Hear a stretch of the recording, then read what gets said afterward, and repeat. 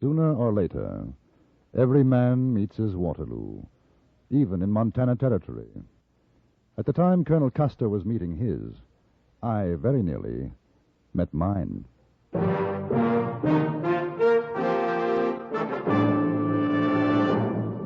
Frontier Gentlemen.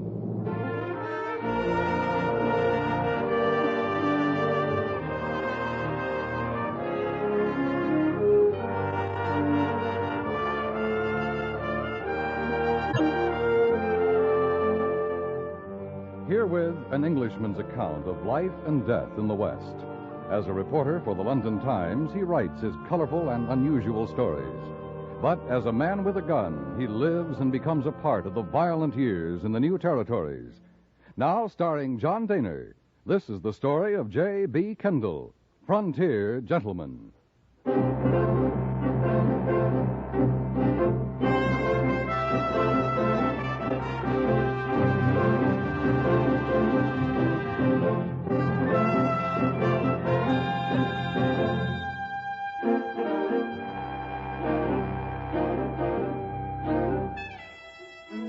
I had received permission to accompany a troop of soldiers and packers up the Yellowstone to the mouth of Rosebud Creek, and through the kindness of a Lieutenant Snow in charge of the supply depot, I'd found quarters aboard the river steamer Far West. There was an air of expectancy about. A scout had brought news that the main concentration of the Sioux Army had been sighted somewhere between the Rosebud and the Bighorn.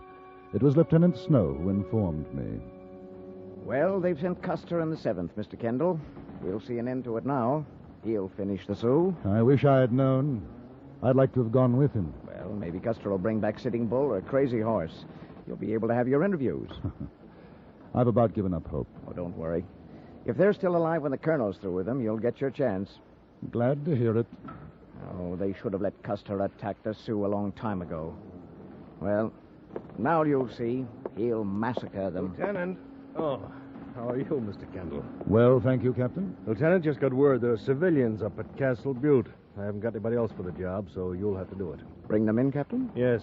We haven't had any reports of enemy movement in that area, but watch yourself. I can't spare you more than 4 men and a Crow scout. Now, if you do run into hostiles, turn back. Don't engage them. That's an order, Snow. Yes, sir. And the civilians? Well, that's their lookout. They were ordered in a month ago. If you can get them out safely, good. If not, don't risk the lives of your men. There's been enough heroics around here. I won't risk the lives of the men, sir. Very sensible, since you don't.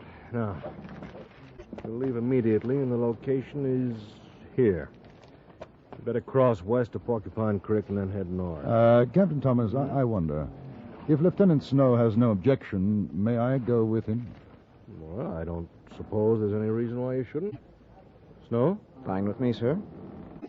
I thought you'd want to be here, Mr. Kendall, when the conquering hero returns. Make an interesting story for your London Times.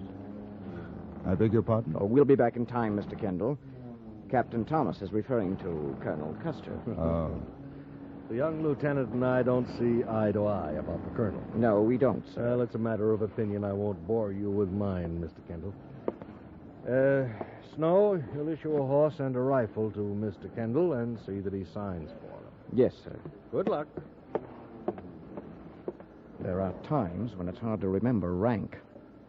The trouble with him is he's not West Point. He resents anybody else who is. Well, you've just had a good look at professional jealousy, Kendall. Odd. I wouldn't have thought that of the captain. Oh, pretty obvious, isn't it? Come along, we'd better get going. You see, the captain thinks it was a mistake to send Custer after the Sioux. Oh, why? Well, our military genius is of the opinion that Custer's a bad soldier. Out for personal gain, that he's too impetuous, that it'll make a mess of things. Of course, there's also the incidental point that Thomas is a captain, 2 years older than Custer, who's a colonel. And that's where I say the trouble is. When I was in the Army in India, I had an officer who affected me that way. He was a colonel, too. Dreadful old blunderbuss. I was positive I knew more than he did. Well, did you? Well, as a matter of fact, I did. He ordered us to attack Sikh stronghold. There must have been 2,000 tribesmen, and we had about 400 lancers. I suggested it might be a mistake, and he nearly died of apoplexy. I somehow wish he had. Only 30 of us got out of that mess alive.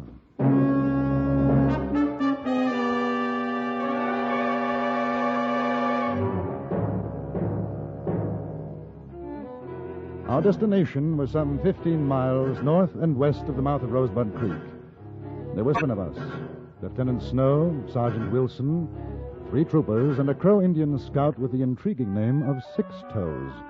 Intriguing because, as far as I could determine, he had only 5 on each foot. We had traveled fast without incident when the scout brought us to a halt. Smoke over hill near Castle Butte. Any sign of Sioux or Stan? Have been passing this way. Maybe small party, 7, 8. Sergeant? How long ago, Six Toes? Walk a mile, maybe less. He means 20 minutes or less. Ah. Sir? Six Toes says there's a sign of the enemy, Wilson. Smoke just over the hill. Now, they may have attacked the party we're looking for. Stay here and keep your eyes open. I'm going to ride up the hill and take a look. Yes, sir. Now, I'd like to come along. All right, Kendall.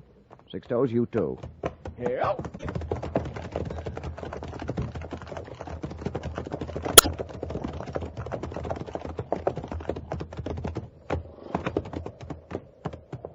There. Can't see what it's coming from. Trees are in the way. Well, if it's a raiding party, we might still get them. See that canyon to the left? We could ride through there. Well, nasty place for an ambush, though. Worth the chance. We'd come up under cover of the trees. Not good place if Sioux got big party waiting. No reason why they should. There haven't been any reports of any big war parties up here. Probably a few renegades. Sergeant Wilson? Look here, old boy. It's none of my business, but 4 men in those rocks could hold off a small army. Wouldn't it be safer to take the direct approach? Open country? You'd stand a better chance. Mr. Kendall, I don't know how you fought in India, but over here, surprise tactics are the only way. Beat the Indian at his own game. Outguess him. Yes, very sound. When you can do it. What is it, Lieutenant? You see that canyon, Sergeant? We're going through. If the Sioux are where the smoke is, we'll take them by surprise, wipe them out. Oh, you hear that? Settlers are holding them off. Kendall, you want to stay here? We'll pick you up on our way back. I think I'd rather come along. Don't want to miss the fun.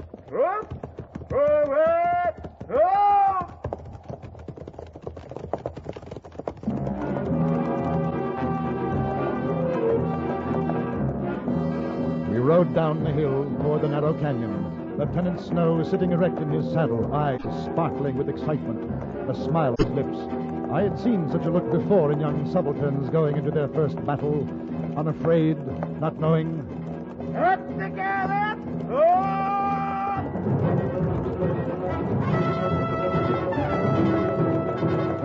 The mouth of the canyon drew closer.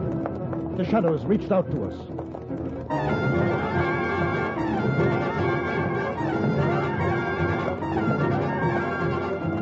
Then we were in it, the walls looming on either side.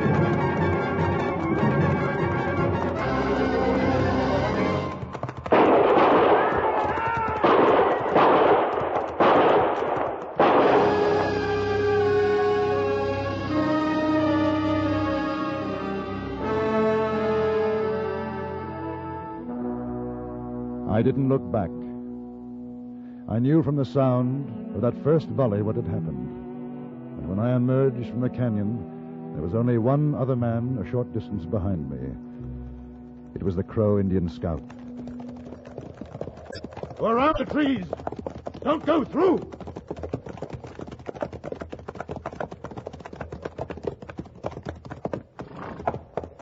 Yeah. Now take a look. See if anyone's alive in there. I'll try the smaller cabin.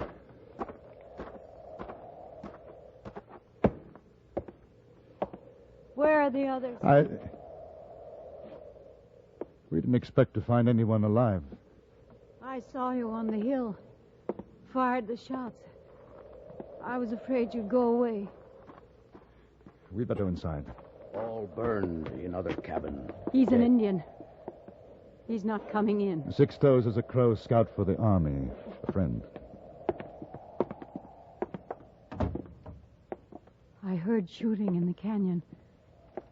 Did the soldiers kill them? I'm afraid not. We were the only ones to escape. They saw you. That's why they left. Now they'll come back. How many were there? 7 to begin with. We killed 2. Well, it's not so bad. We should be able to defend us quite nicely, I think.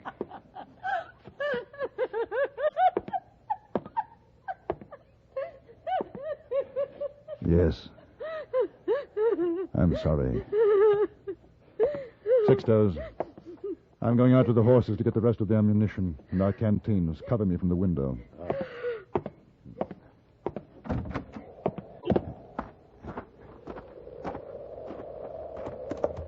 Oh, there, Ho. Oh, boy. Quiet.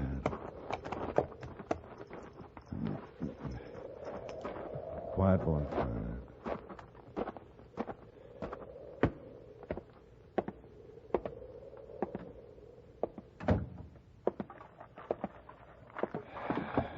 There. I'm sorry. That was a very foolish thing to do. I'm all right now. Good. I've got a gun and ammunition. I know how to shoot. Couldn't be better. Sixtos, keep watch where you are. The lady and I'll take this side. My name is Amelia Mitchell. How do you do? I'm J.B. Kendall. Did you see a little boy out there? In the other cabin? No, but perhaps he... He was in there. With my brother and the other men. They were putting up a stockade when the Indians started to shoot. I was in here getting some nails. I saw what happened through the window. It was so quick. Then there was the fire. And the cries. I hope he died before the fire. Your boy? My son. 10 years old. It's not right, is it? No, it's not right. You, tall man. Yes? Indians coming. Cheyenne. See them through trees. Where? Wait. You see.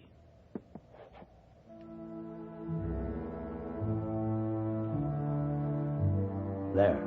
All right. Now, don't waste shots. We'll wait for them to come out into the open.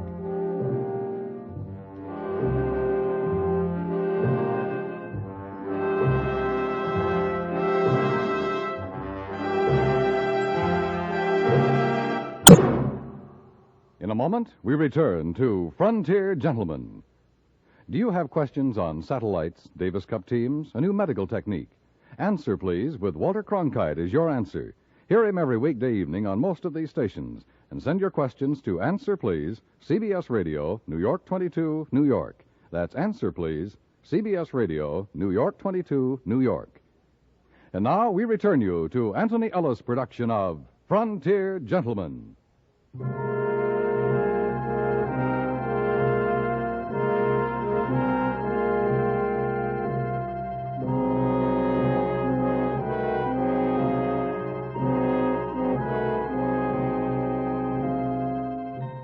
We waited for the Cheyenne to come out into the clearing, away from the cover of the trees, but they didn't.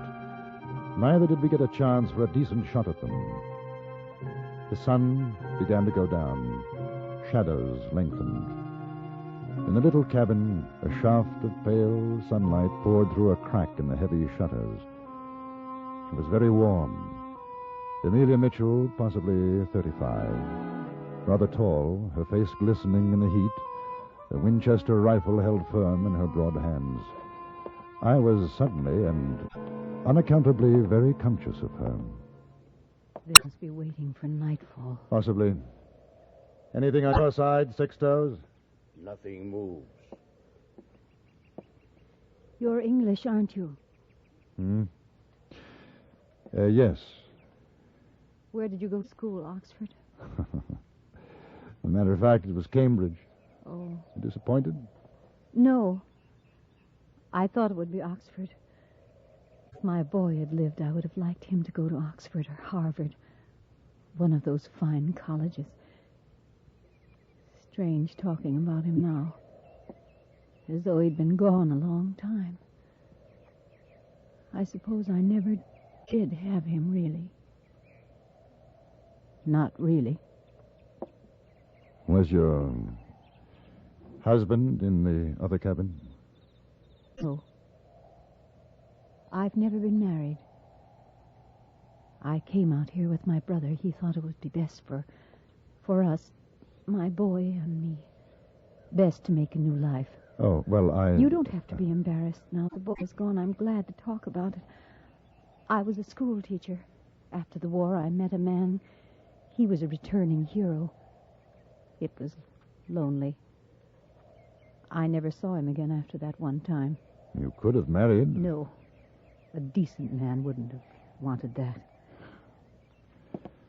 Well, for me, there was somebody in England. I suppose not quite the same thing, but she married somebody else. I think I felt very much the same way as you did. It was a mistake. It's funny, you and me, you and I, talking like this. What were you doing here? My brother and the others were in partnership, mining. We thought we might have found a rich vein. Well, when this is over, you'll be very rich. Do the things, see what you've always wanted to, go to Europe, England.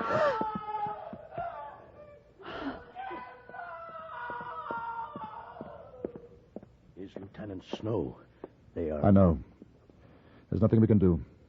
Better go back to your post. Soon dark comes, tall man. Maybe then they attack. Is not good thing to hear. That's a pretty good reason why they're doing it. You afraid? I am a crow. I'm not afraid of noise. I know what Cheyennes do. Of this I am afraid. We'll try a diversion. Might bring them out. And no more than 3 rounds each. Fire between the trees. Perhaps one of us will be lucky enough to hit poor old Snow.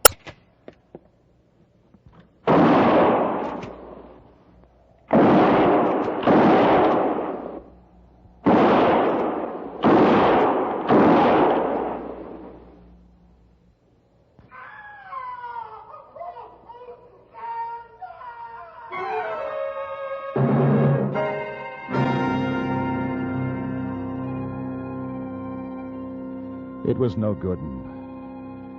I knew that with darkness they would come. There would be no moon. They would wait and then set fire to the cabin. If we tried to run out, it would be mercifully quick. A bullet, nothing more. I'm not sure what it was that made me decide, the sight of the woman standing next to me or the sound of Lieutenant Snow's agony. But suddenly I knew what had to be done. Look here. We can wait until they burn us out, or we can do something. Six-Toes, will you go out there with me? We are 2 against them. Woman, no good. She will stay here. I'm not afraid to die, as my father has done fighting Cheyenne, but would like to take one scalp with me, tall man. In a few minutes, it should be dark enough. If we can get out of here without them seeing us. And no rifles. We'll take our pistols, but I don't want to use them unless we absolutely have to. Hatchet? And knife, quietly. Is good. Now, the back window. Then cut around behind them in the trees. They not think white man will do this. Well, I hope not. Woman fires into trees many times while we go. Yes, and keep it up for a minute or two. Give us a chance to get out there. All right. I think you know what to do if we don't come back, Miss Mitchell. I know. Goodbye, Mr. Kendall. Start firing.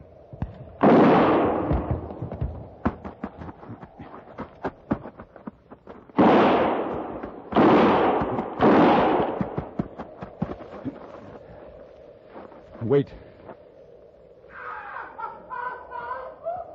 The poor Walla.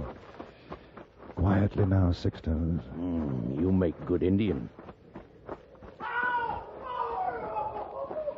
Won't be long now, Snow. Won't be long. I can see 2 of them. Standing over the lieutenant. Another over there, behind high bush. Yes, that's 3. Where's the other 2? All right, stay here. I'll get the chappie at the bush. You bring back scalp. And the civilized devil, of course not.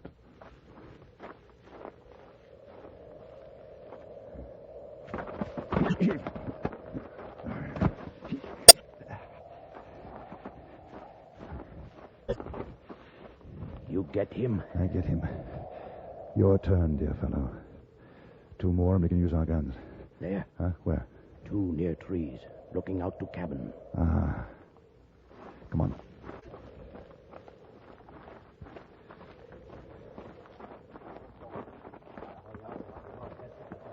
We'll never get across the clearing without them seeing us. Can you throw the hatchet? Very good at throwing. You watch. Together. 1, 2, 3. Oh, blast. Fine bloody aim you've got. Quick.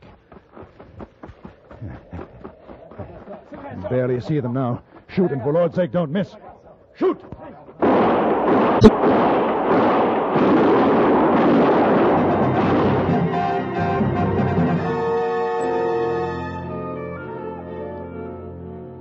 Six Toes got 3 scalps that night.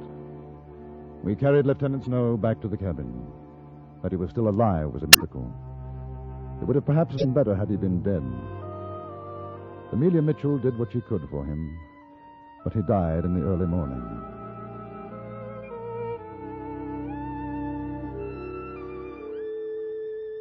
When we returned to the Rosebud the next day, the Battle of Little Bighorn was over.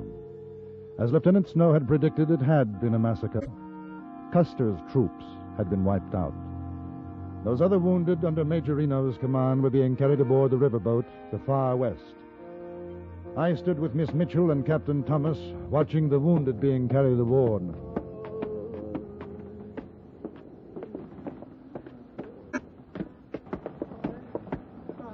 Where would they take them, Captain Thomas? Downriver to the hospital. Doesn't seem possible. 2 of my best friends were with Custer. Porter, Sturgis, both gone. I'm sorry. It was a mistake. A terrible mistake. Yes. I imagine it was. You and Miss Mitchell will go with the wounded? Miss Mitchell will. I'll see you on board. You're not going. No, I don't think so. I see. And you? I'll be able to help at the hospital. Then sooner or later there'll be a school out here. I'll teach again. Oh, you'll get married. There'll be other children, besides those in your school. I don't know. What about you? I'll be sending my story to the London Times, then I'll go north. There's a town called Fort Benton. I hope we shall meet again, Mr. Kendall. I hope so, Miss Mitchell. Well, you'd better go aboard now. Good luck. Goodbye.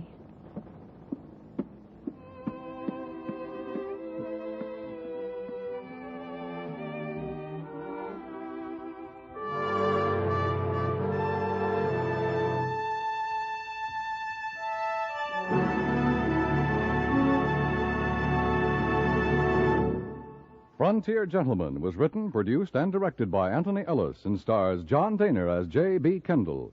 Featured in the cast were Jeanette Nolan, Clark Gordon, Lawrence Dobkin, and Jack Moyles. Music was composed and conducted by Wilbur Hatch.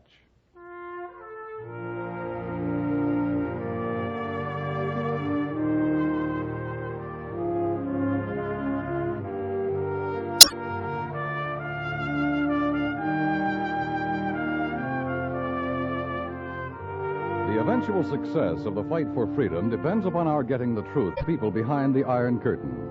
If the spark to freedom is to stay alive, Radio Free Europe must remain on the air. You can help keep it there by contributing your truth dollars now to Crusade for Freedom.